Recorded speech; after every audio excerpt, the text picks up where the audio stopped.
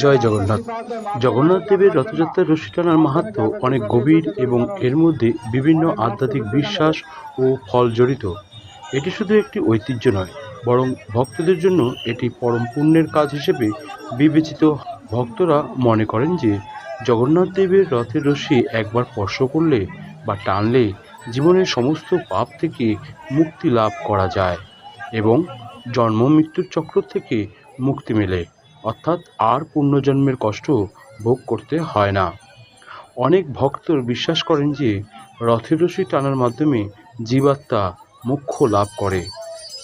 জগন্নাথ দেবের রথের রশি ধরে টানলে অশ্বমেধ যজ্ঞের সমান ফল লাভ হয়।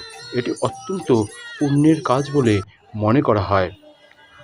রথযাত্রার সময় জগন্নাথ দেব স্বয়ং ভক্তদের কাছে আসেন।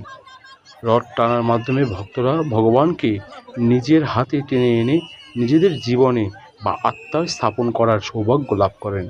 এটি ঈশ্বরের সঙ্গে সরাসরি যুক্ত হওয়ার একটি উপায়। প্রচলিত বিশ্বাস অনুযায়ী জগন্নাথ দেব রথে বামন অবতার রূপে অধিষ্ঠিত আছেন। তাই রথের রশি টেনে এই বামন অবতারকে দর্শন করলে আর পুনর্জন্ম হয় না বলে শাস্ত্রেও উল্লেখ আছে। রথ টানা শুধু একটি শারীরিক কাজ নয়, এটি ভক্তিমূলক সেবা, বিশুদ্ধ রূপের প্রকাশ। এর মাধ্যমে ভক্তরা ঈশ্বরের প্রতি তাদের ভক্তি এবং ভালোবাসা নিবেদন করেন।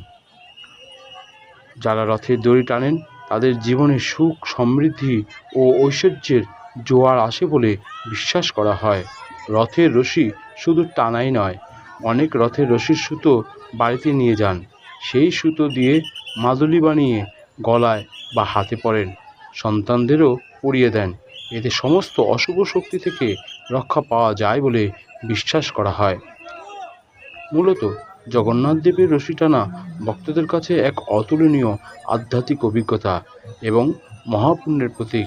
এটি ভক্তি, বিশ্বাস এবং ঈশ্বরের প্রতি আত্মসমর্পণের এক উজ্জ্বল দৃষ্টান্ত। জয় জগন্নাথ, জয় জগন্নাথ, জয় জগন্নাথ।